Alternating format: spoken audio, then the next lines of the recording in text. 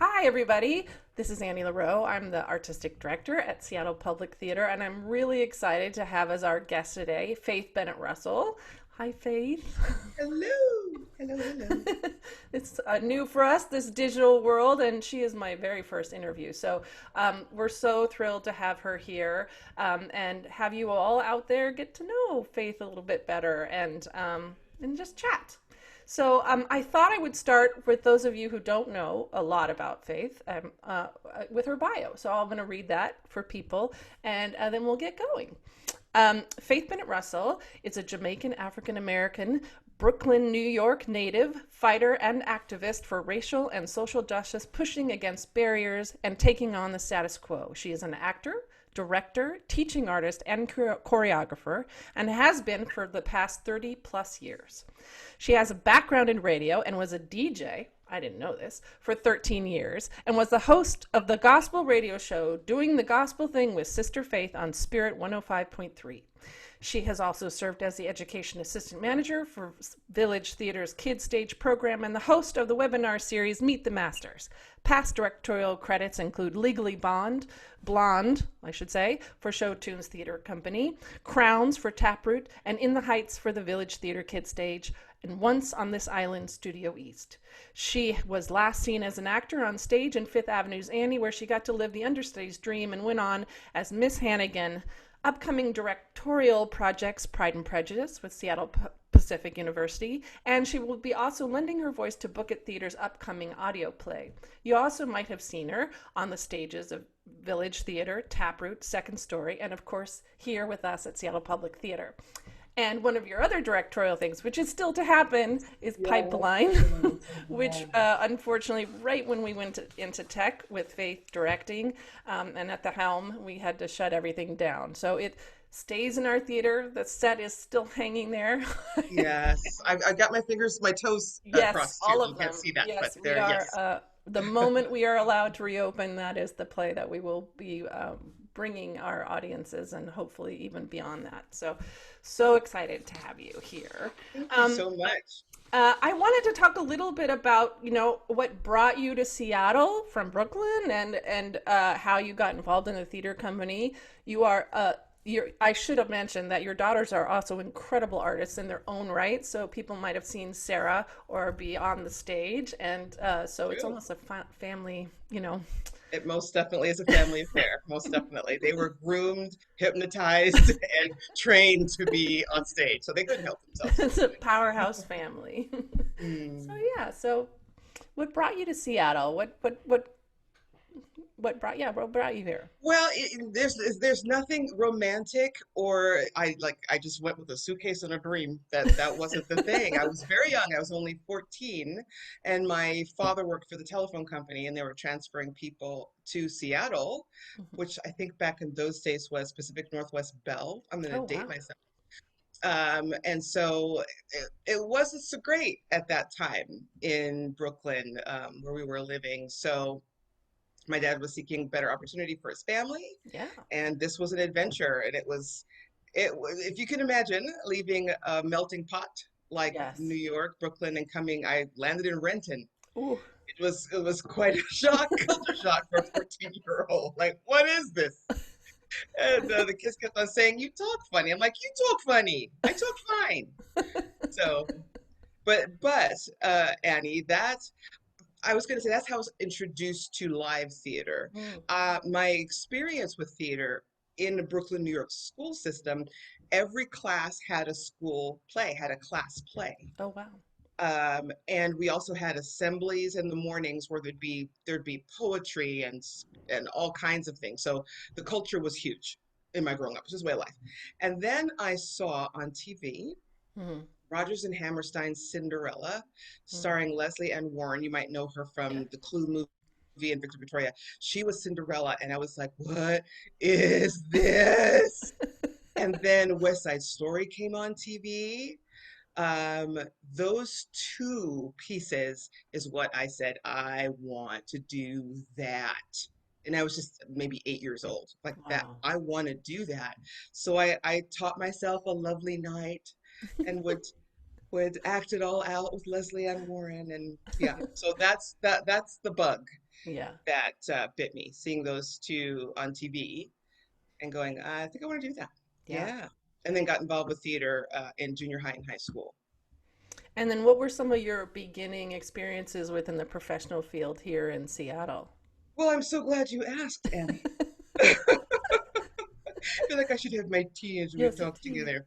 Well, as you said, and you didn't know, my background is in radio. Yeah. I didn't go the college route. I didn't dig school. Hmm. School was intimidating to me, and I couldn't wait to get in and out. I loved acting in high Hmm. school. I was actually voted most likely to succeed Oh, well, that's true. as an actor. And I was on dance team and such. But I thought if I have to go to college and do this, I don't think I'm going to do well in college. So I was thinking of a plan B. Hmm. I would have done fine in college. I would have. I was a good student. I just didn't have the confidence. So recruiters came around our school senior year, and one of the recruiters was for a school called Bailey School of Broadcast, talking about would you like to be on the radio? You could do sports, you could do news, you could spin records. And I thought, I think I like that. So I went to a vocational school called Ron Bailey School of Broadcast, East Lake in Seattle. Um, got a certificate and an FCC license, Hmm. and I got a job right out of the program where I was a traffic girl on KGAA Country Radio, where I'd have to be there at 5 a.m. And I was the girl that said, I-5 North, traffic is bumper to bumper. That was me. Um, and then from there, I landed a job with what is now Spirit 105, spinning records. Wow. And that's how I got my start in entertainment, and I loved it. Mm. But I realized I was missing something, and I thought, I don't have an audience. I can't see anybody. And to this day, people still recognize my voice. Sometimes Wow. I'll go into a store or a restaurant and order something. They'll go, "You're Faith from the radio." Anyway, so working with me, this is Hmm. Divine Providence, Annie. Working with me at KCMS, Hmm. Spirit 105, was Mark Lund, who also is an actor with Taproot Theater. We were both DJs. And so he said, you know, Faith, my wife, Karen Lund, who you might know, Yeah, I do. works for Taproot Theater, and this was in 1995. And they said, we're looking for actors for this particular show. You said you did a little acting in school. What do you think? Do you want to come and audition? And I said, I think this is it Mm. because I need an audience and I miss acting on stage. And by that time I was married and I had kids. Being on the radio was my job. And I said, yes, I would love to. So I met Scott Nolte, Hmm. who just retired as the producing artistic director. And they were doing a piece called JB, which was a modern day telling of the book of Job. Oh, And wow. I auditioned and I got the part. And I've been acting professionally ever since. That led to another role and another role. So my Of course. beginnings were at Taproot Theater. And Wow. I'll be forever grateful for them going, okay, because I really had no professional experience and I hadn't been trained. But Annie, I feel like you got to do what you got to do. If there's something inside of you that you were born to do, which I believe I was born to be an actor and a performer and a storyteller, you got to do it. Right. And so I just followed that dream and didn't talk myself out of it. And Scott and Karen were like, yeah, come on board. And I've been acting professionally ever since. Wow, That was that a sounds long great. story, No, it's but awesome. I love it. that's my beginnings. That's my beginnings. Yeah, from radio to on the stage. Awesome. That's great. So, a lot of our audience first saw you in Grand Concourse, which actually, in the scheme of things, wasn't that long ago. I mean, if they had, they may have seen you in other theaters, but in our space at Seattle Well, Public. my first show was Slipshot. Oh, see, I didn't know that. That's good to know. Yes, my first show with Seattle Public was Oh, Slipshot, wonderful. directed So, tell by me a little bit about Kelly that. Kitchens. Oh, goodness. Well, what do you want to know?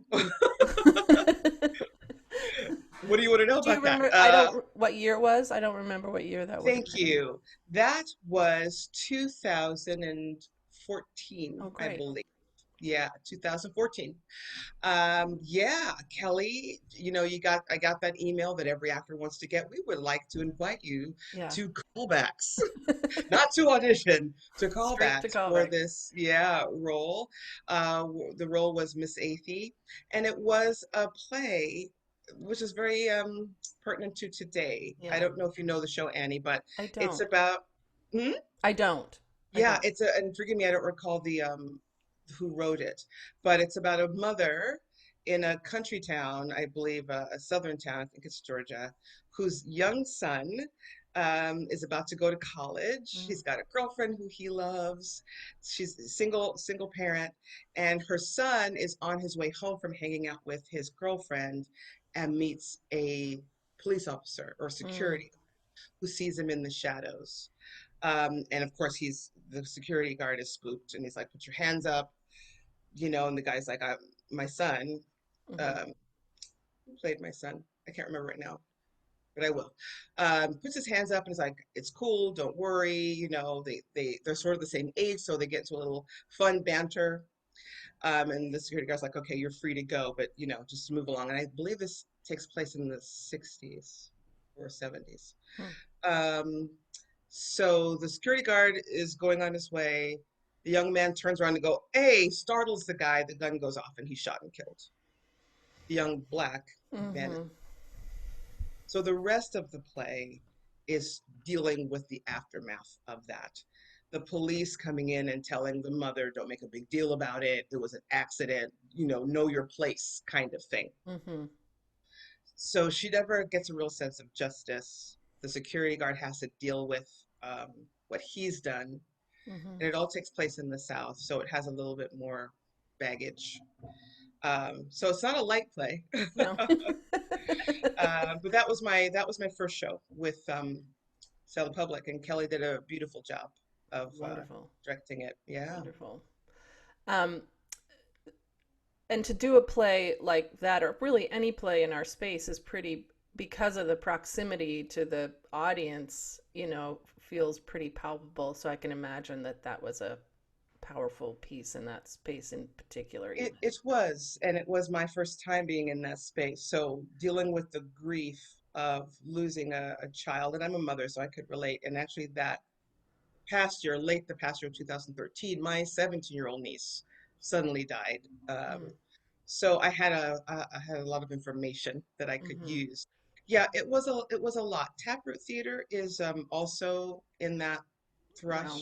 Mm-hmm. in the round, but not quite as close as SPT, Yeah. which I actually liked. It's almost like immersive Yes. theater Yeah. because it keeps you honest Right. as an actor to me, Yes. which You I can't which hide I love. anything when the You audience. really can't hide anything. No. And in the scene where the mother, Miss Athey, the character I was playing, was dealing with the loss. I mean, I had tears of snot, and it wasn't pretty. So it was like, well, this is it, folks. This is what grief of a grieving mother Yeah. looks like. Yeah. Yeah, Really, viscerally looks like, feels that's like. what it looks like. Yeah. Yeah. Yeah. So it was Powerful. a great experience, and I was thankful. I had wanted to work for SPT Hmm. actually for many years, and it's just timing. Yeah. So that was Yeah. that was the piece. Wonderful. And then you came back for Grand And Concourse, then I came back which I because you were never kind enough did. to ask me back, which I appreciated. Yeah, I'm sorry I forgot about Slingshot, but that was just slightly before my time when I came on it board. was. Um, Yeah. yeah, so we did Grand Concourse together, which was fun, and I'm sure people remember you from that. Um, I remember. I'll say what I remember. See what it triggers for you is what was sometimes hilarious and sometimes challenging was the fact that it was a working kitchen. So we had, Yes. yes.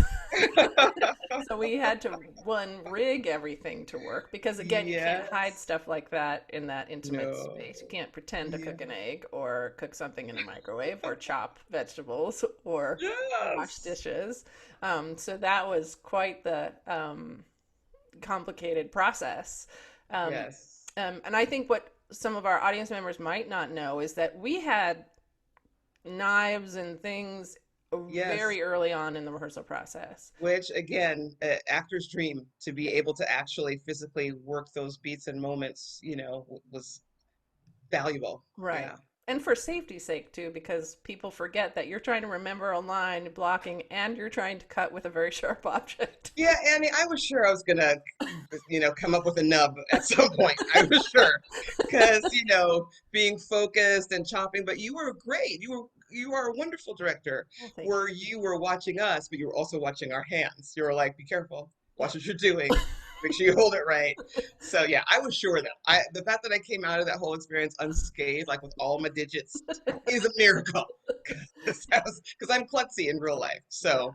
Yeah. I thought I didn't throw the knife, you know what I'm saying, gesturing, Yeah. impale an audience member or something like Yeah. that. It was, yeah, Yeah, that yeah. was the challenging part. And the microwave, I remember when you had to pray to the microwave with the I had to timing. pray to the microwave. Yes, I did. And time the prayers so it would Timed time out. prayer. Yeah, so you Yes. had to be, you were so great because you had to fit in a lot of words within the 1 minute that the actual live microwave was clicking down, Yes. so you could get Yes. in before the beep. So we had to Yes. rehearse that. We did, but you know what, audience, it pays to be a praying person because it wasn't my first time praying. So it was like I could say God help in like 5 seconds, saying it's like a whole minute. That's awesome. Let's see what we can do. So wasn't my first time praying. First Praying. time praying to a Praying to a microwave, microwave. but yes. Yes, that microwave actually was sort of an anchor because Hmm. I pressed the buttons and then I sort of held on to it because Yeah. that was the opening of the show, Yeah. as you recall. Yeah. So I was like, here we go, Fred. The microwave's name was Fred. I named it. Here we go, Fred. Here we go. Here we go on this Let's keep journey. all of our digits. Yeah. Yeah. That was Let's do also this one of thing. those plays for an actor for you because you were the anchor of the whole show that you very rarely left stage. So that, That is true. can you talk a little bit about what that's like as an actor for those that don't know? Well, I can only talk about my own Yeah, personal of course. experience. By that time, Annie, I'd been acting for a while, Right. several decades. And I must say, again, ku kudos and thanks to you um, for inviting me and giving me the opportunity. Hmm. Um, as a Black actress, I don't know how many shows you've seen where it's a diverse cast and it's not about color. Do you know Hmm. what I'm saying? Hmm. Where a Black actress gets to be the principal lead of a story where it Hmm. has nothing to do with race. Race. Right. That itself was a gift to me. Hmm. It was it was like a huge buffet that someone said, come and you can have whatever you want. Hmm. So all of my experience, my life experience and experience as an actor and a storyteller, I got to use the array of that. So it was a wonderful, fulfilling, scrumptious experience because I knew I could do it. Hmm. First of all, you thought I could do it. Absolutely. And that was an honor. Hmm. Again, given the opportunity. Hmm. Um, so, I mean, I hope at the end of the day, you weren't like, dang, we Oh should have made no. another choice. Quite the opposite. I think what was so Yeah. powerful for me in your performance is that you are so deeply a person of faith yourself. And you brought that to this role in which a woman is really struggling with that, is really, trying to figure out Yes. how it comes and leads her life and fails her at times and, uplifts her at others. And that your deep sense of yourself and your faith really brought that show to quite another level. Um, Yes, I appreciate that. And in the universal sense, we all have faith in something. mhm, And when those support systems break down, mhm. things that we thought family, relationship, spousal connections, education systems, whatever, when those break down, the very core of us gets shaken, you know? Right. So, for me, though, as far as your question of being the central character, it requires, for one thing, if I'm talking to my fellow actors and young actors, you have to know who you are, what what your past is, what your stakes are. So it made me have to do my homework to make Mm, sure I knew who I was. I'm a Uta Hagen fan. All of my 9 questions were answered. Who are you? Where are you? What are the given circumstances? All the time. There was no phoning it in. There was no, I'll just stand here. I think in this part, I'll just stand. mhm, Like, no, but why? mhm, The whys had to be solid mm, for me. And I'm a director as well, right? So I look for that as well. If I'm directing an actor who's going to be on stage all the time, you have to have your why all the time mhm, throughout. mhm, So I'm using the word forced. It was a privilege, but it made me make sure I had to have my objectives, know what I wanted, all of my whys in place all the time, and mm, know what was driving me forward in the show. mm. So, and I think it showed in spades. I mean, it was just such a Well, brilliant thank performance. God. I think the biggest compliment I got in reviews was this was a role that Faith Bennett Russell was born to play, and Mm-hmm. I felt that. I really felt that. Me too. So I wanted to honor it Yeah. by making sure I had my stuff together. Well, Yeah. it's an honor for us to have you in that piece, and I think, and all of our audience members would agree with me. You know, the feedback that we got from that production and from you in particular was outstanding, and rightly so, and deservedly so for you. Thank you, Annie Lareau. Yeah, it was um, great. It was a wonderful experience. let's talk a little bit about Pipeline and what people can look forward to when we are allowed to all be together in a room before another play that I think is extremely timely and important. I mean, Dominic Morisseau as a playwright is a powerful force of nature, um, I and this play is no exception to her work. And I was, from a personal place, I was saddened that we couldn't do it because my hope as an artistic director was that you would see this play also not just for the incredible merits that it has, but against admissions, against back to back to admissions, because they deal with the same, similar, not same, similar subject matter, but from very different points of view. And I think in a way they speak to each other. So for those people that saw admissions, and it had been my hope that they would see Pipeline right on the heels of that. That won't be the case now, but it certainly doesn't affect the brilliance that is Pipeline. But I just love our audiences to know, why they need to come rushing back to see this play when we can do it. yeah. Um, I get a little teary-eyed thinking about Yeah. Pipeline. And again, I think I just need to make you my agent, Annie, because you always pick the best projects for me. You know what a good fit for me it is. Mm, Yeah, I get teary-eyed because it just felt near and dear to my heart. Dominique Moreau, yes, is a beautiful writer. It's almost poetry, mm-hmm, the way she writes, because it sort of deals with, she writes the rhythms of the human heart, the rhythms of our struggles as people, no matter what color you are. But in particular, this play deals with just a regular family, a mm-hmm, normal family who happens to be Black. mm-hmm, In a universal family, issues come up like divorce. mm-hmm, So this couple who happens to be Black and has a young son, they get a divorce. Many children go through a lot of angst and pain when they go through that kind of thing. The main character, one of the main characters, remind me of the name because I want to say Trey, but that's the actor who plays um, the part, oh goodness. Now I'm right? blank too. Oh, I wish Trey were here. I know the actor Trey uh, Scott who plays the main character. yes, I'll look. Uh, I'll look it up. I you can. you'll yes. I'm gonna look it up.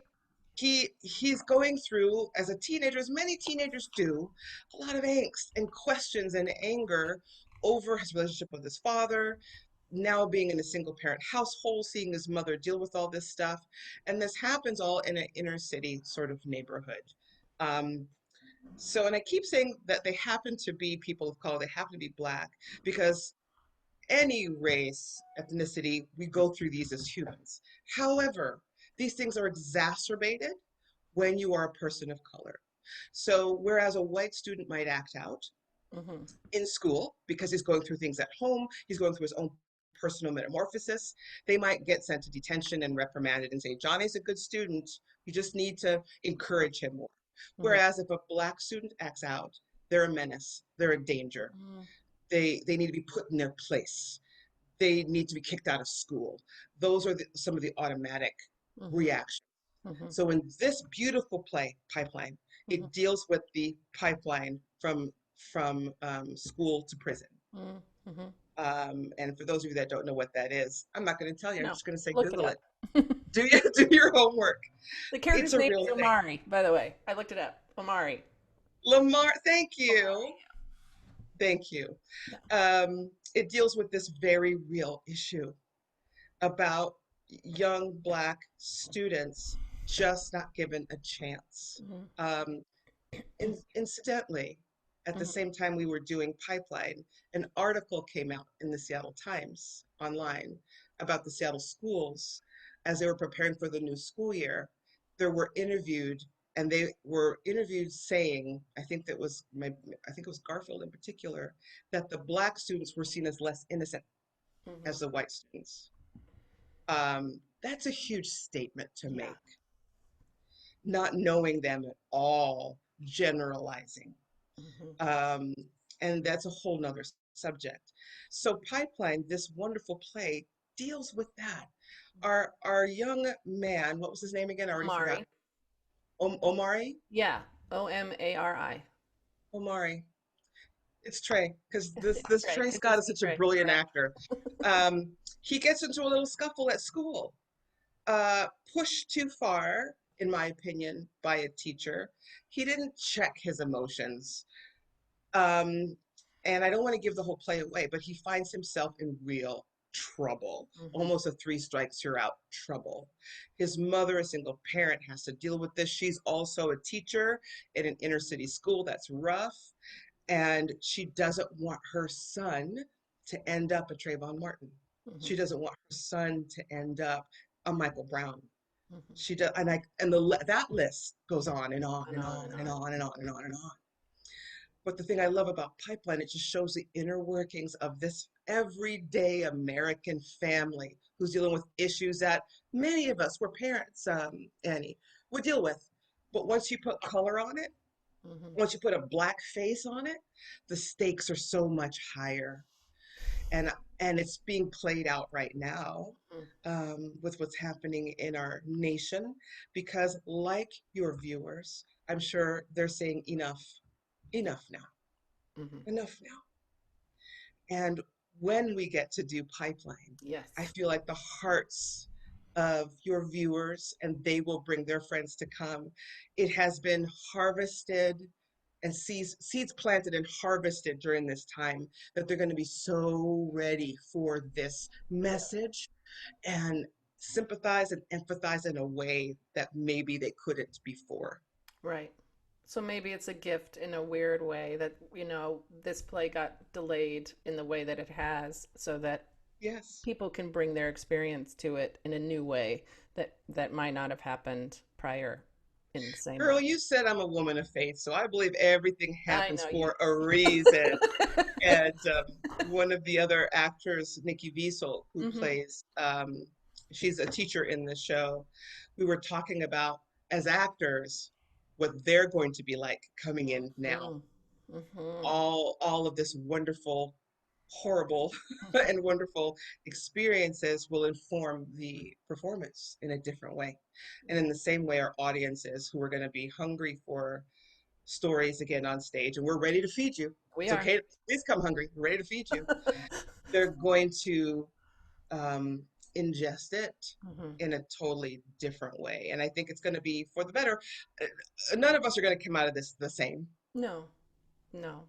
Some of us will be for the better. Some will still need to be checking in and making some changes. But Hmm. I think when stories are able to be put on stage again, oh my gosh, Uh, it's going to be that buffet table again. yes. And we're all very much looking forward to that day. Yes, we are very much. Artists.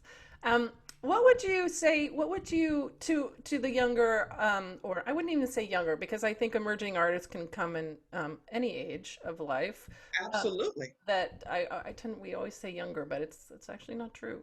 Um, any emerging artist out there, what kind of advice would you give them if they're looking when we can perform again, um, to do this kind of work that they feel drawn like you were when you were a Yeah. young child? Like, what would you tell them is the greatest pieces of knowledge that you have gained over the 30 some odd years that you might, give them as a gift in terms of looking forward into the future? Yes, I've been thinking about that question, Annie, and I would say, to thine own self be true. Mm-hmm. In this business, we sometimes try to fit ourselves into a mold, right? So we'll get cast. Mm-hmm. And we're told you're the ingenue, you're the straight person, you're a character actor, this is who you are. I was told those things, but realized as I got to know myself better, Mm-hmm. um, that I had so much more to offer. Mm-hmm. Tell me that I had.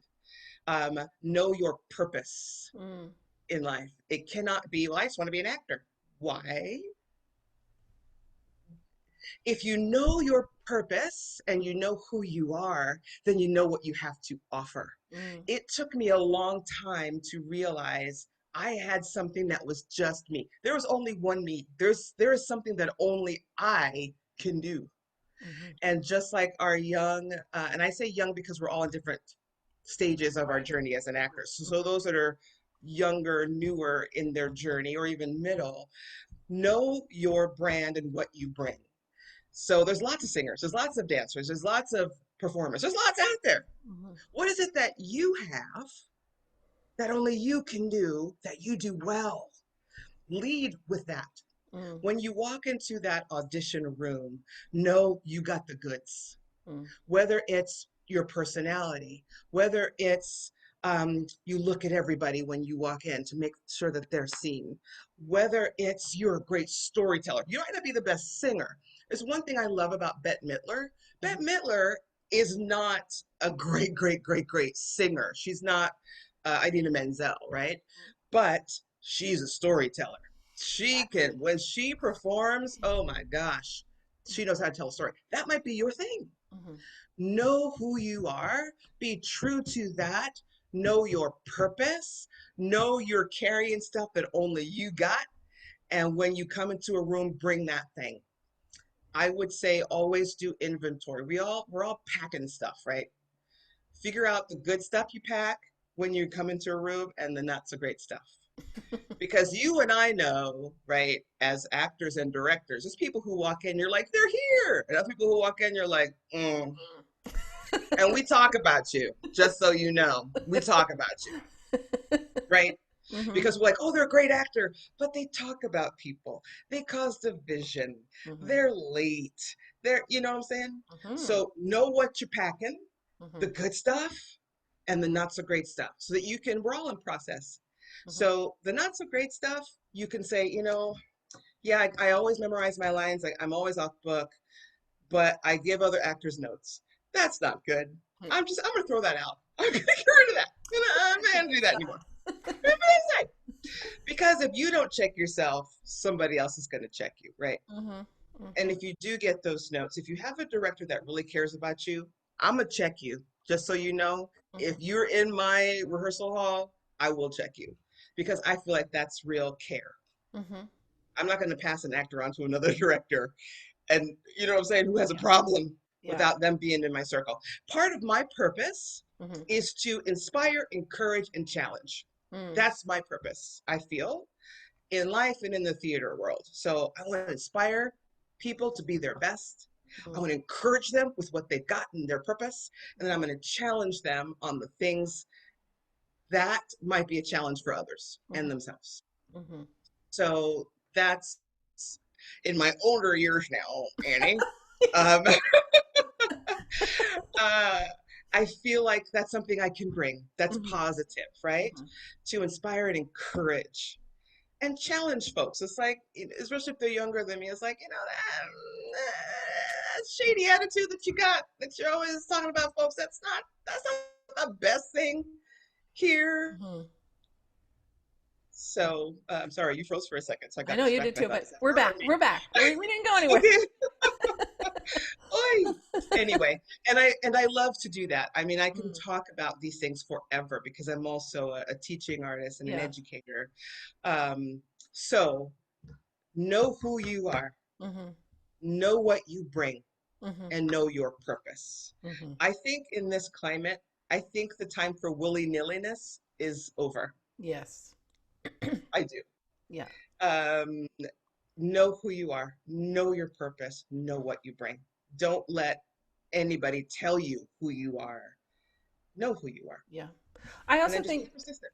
to your point of like really letting someone know when, they need to work on something, really encouraging those that are receiving that information, receive it as a gift, really, Yes. really listen to it because I know when I've pushed back on actors or suggested that they at least consider something, and they actually take it in, they get Mm, through the sort of haze of defensiveness and they really listen, that the shifts can be pretty profound for some of them. And just yes, that trusted outside perspective, of course you need to have your boundaries as an artist, but when you're really willing to at least listen and consider and shift, that sometimes those shifts are really profound and can it really is. open doors for you. I agree with you. I agree with you. And I like that you said trusted. That would be the other form of advice. I would say surround yourself with people who Hmm. will tell you the truth in a safe way. I mean, you talked about the defensiveness. That's just humanness, right? Right. I mean, we all like shields up, protect yourself. Yeah. But yeah, if we are around people we trust, and this is why I'm hoping once the theaters are open again, that the theaters will be a safe place for everybody, Hmm. whether it's your a staff or your actors, the audience, the person who comes in to clean at night, your concessions folks, your ushers, that it will really be a safer place. Absolutely. It hasn't always been. No. But I feel like as directors, making our rehearsal hall safe so that if we do need to offer another way to look at something, that the trust is already there. Right. And yes, I would encourage any actor, no matter where you are, surround yourself with people who really see you and you trust. And I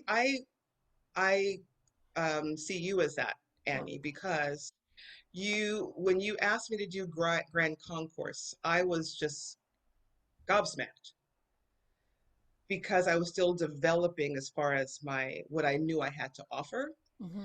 And I had never had that opportunity like you gave me before. And so it helped me again to redefine what I had to bring. Hmm. You saw what I had to bring, Hmm. more than I did at that time. And so you giving me the opportunity to have a principal central role was like, this is, I have so much I can offer, but I hadn't had the opportunity.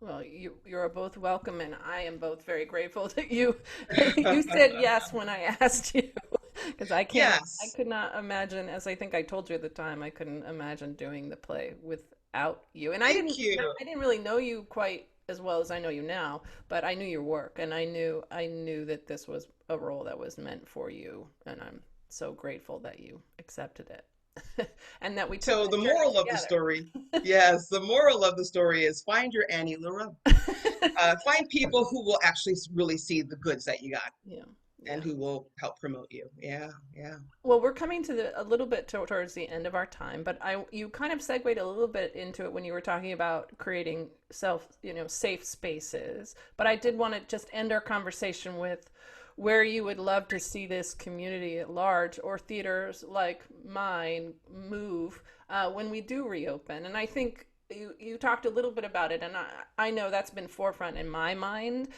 how in the past I have and have not created safe spaces for all actors, BIPOC actors, everyone. Like, how do I do better leading this organization, and where can I continue to do the work that I feel like is the best work to create. I think that's on institutions a lot, but I would Yeah, just love to have our audiences hear what your hopes and dreams are for a post-COVID yeah, theatrical art community.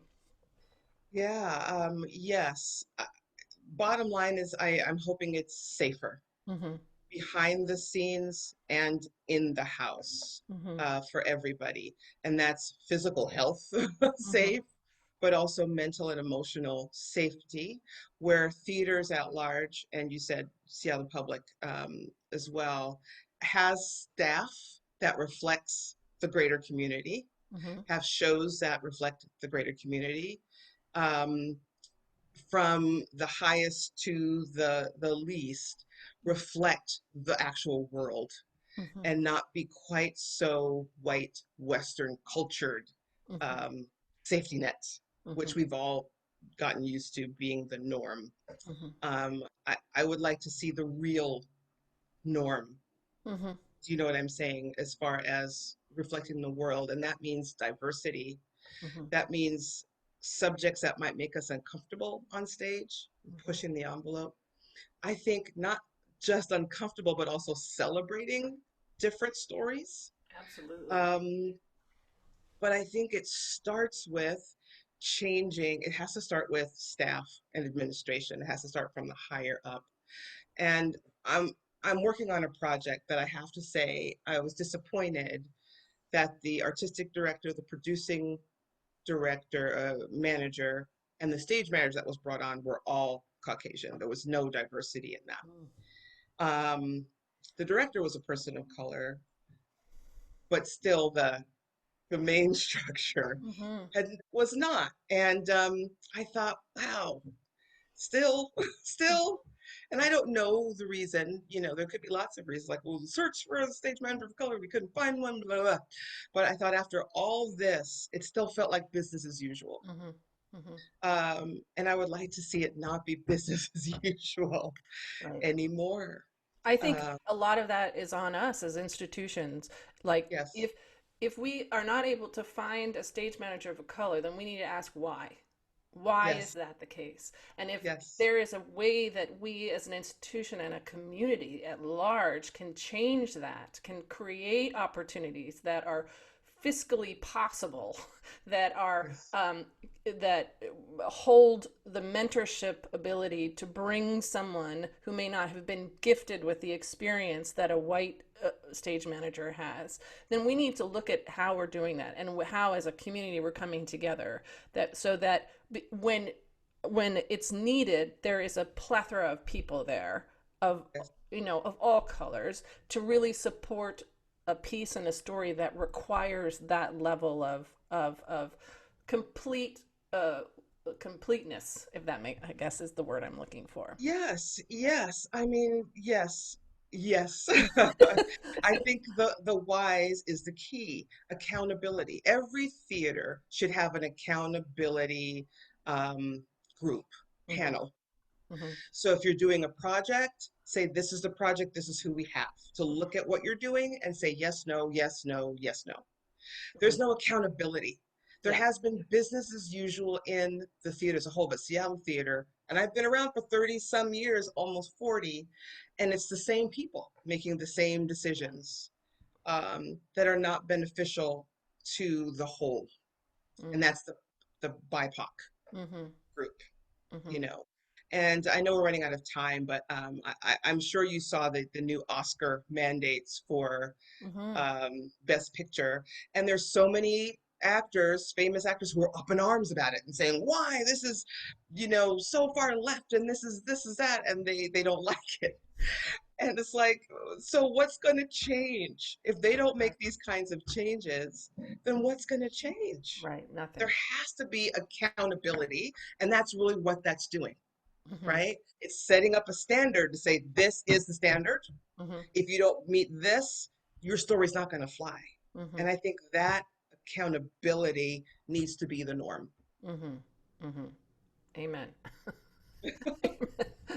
Well, I can keep on preaching about it, but I know we're running out of I time. love it. Faith, thank you so much for spending this time and giving your time to us and chatting. I love chatting with you, and it's been fun. Yes, And same here, same here. yeah, It's been a um, pleasure. And to that brighter, brand new day. yes, brighter, brand new day. And to when we can be in the room together working on pipeline again and facilitate that process for you and share it with Looking our forward to it. audiences. Um, Thank you so much. And goodbye, I guess. I don't know how to sign Goodbye. off on these I things. Until next time. Until next time. Do we sign off or do you are you going Just to edit sign all that out, Annie? off. Faith Bennett Russell coming to you from the internet. Bye.